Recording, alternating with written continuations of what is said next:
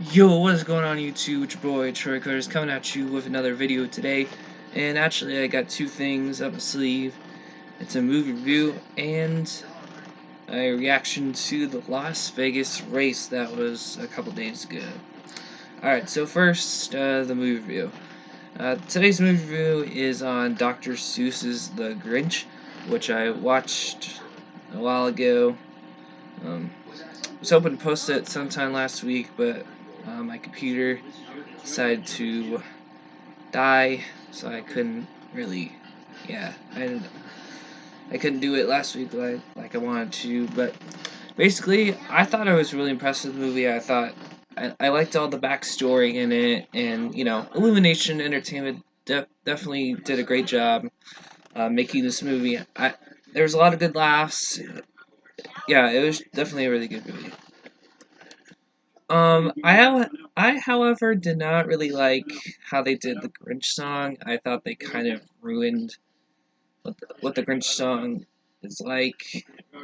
I wasn't really a fan of how they portrayed the Grinch song, and yeah, I just didn't like it that much. Um, I like the Grinch. I like Cindy Lou. All the characters were pretty good. I thought it was awesome that Pentatonix was voicing the choir. That was amazing. They did a good job with that. But I love the Grinch a lot in this movie, and I'm gonna talk a little bit about him. So, basically, I like the Grinch a lot more in this movie.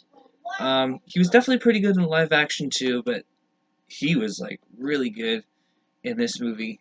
And I like the part where the choir was like chasing him, and he was like getting really frustrated. That that was pretty funny.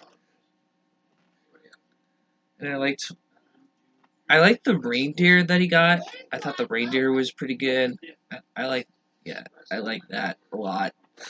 Um, I like how the Grinch got like a little emotional when the reindeer left.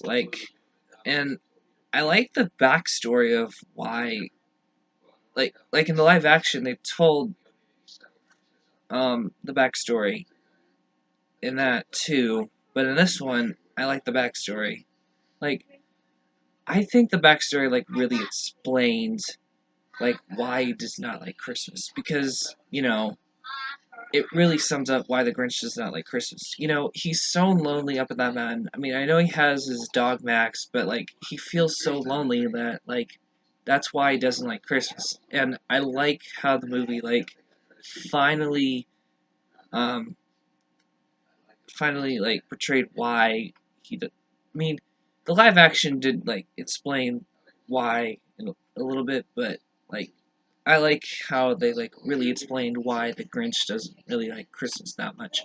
But I'm glad he came around. Well, obviously because it pretty much portrays the Grinch story itself.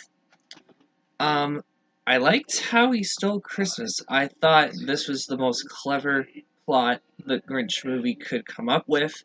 I liked like how inventive he was. He used like modern technology, and he was like really inventive with stealing Christmas. I really liked that. Um, so that was really good. Overall, I really liked the movie. There was a lot of good laughs. The Grinch and Cindy Lou were awesome, and I liked what Cindy Lou was doing in the movie. Like, she cared about her mother so much. I like that um, emotional aspect.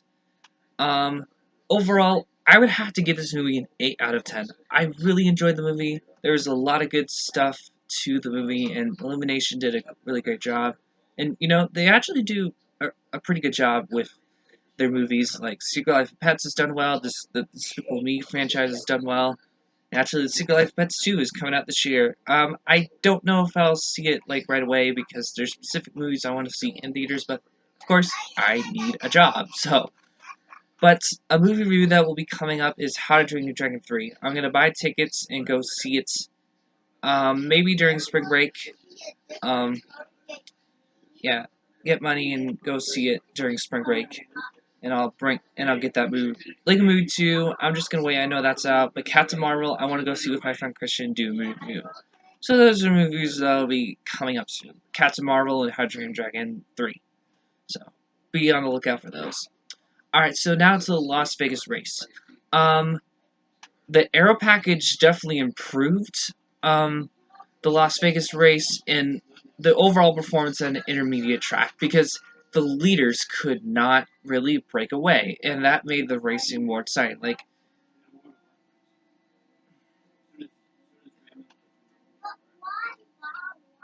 yeah, so like the aero package definitely improved the racing for sure. So summary of the race. Harvick won stage one. I watched the race rewind so I could see what happened like at the beginning of the race. Logano won stages two and ultimately won the race. Hedrick Motorsports definitely had a better performance at this race for sure, but the Chevys overall disappointed me in their performance because Austin Dillon and Daniel Hemrick were towards the front, and they pretty much like faded towards the back and couldn't like catch up. So the Chevys definitely a downfall, and I feel like Ford had the upper hand this entire race. So Ford definitely performed a lot better than they did last week. Um, and congratulations to Penske for getting their second win in a row. Yippee! Yeah, I'm not a fan of Team Penske, but I have a lot of respect for Ryan Blaney. I know he's part of the team, and I feel bad for him, but I have a lot of respect towards Ryan Blaney. But Keselowski and Logano, I just can't really stand them. So hopefully, yeah. But yeah, Ford was definitely pretty dominant this race. Like, Ford pretty much made up most of the top 10. So, and Logano and Keselowski almost got gained up on at the end there with Harvick and Kyle Busch trying to gain up on him. Well, yeah, by the way, congrats to Kurt Busch for getting a second top 5. Um, yeah, that one team I think is really improved, and I think Kurt Busch will make the playoffs. Now, a driver that is surprising everybody right now is Ricky Stenhouse Jr., and I think that 17 is going to make the playoffs because that 17 has showed a lot of promise ever since Daytona.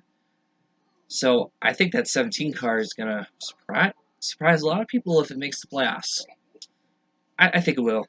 Um, I think Hendrick. I think all the drivers will win one way or another because William Byron he led a lot of laps at Daytona and Chase Elliott.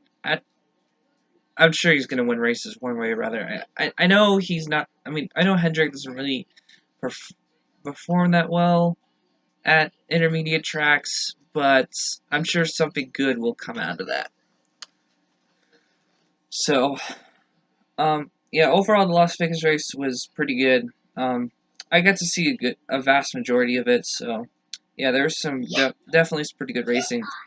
Now for my rating, I'm gonna rate higher than Eric Estep. I'm gonna give this a 70 out of 100. I thought there was much better racing with the aero package.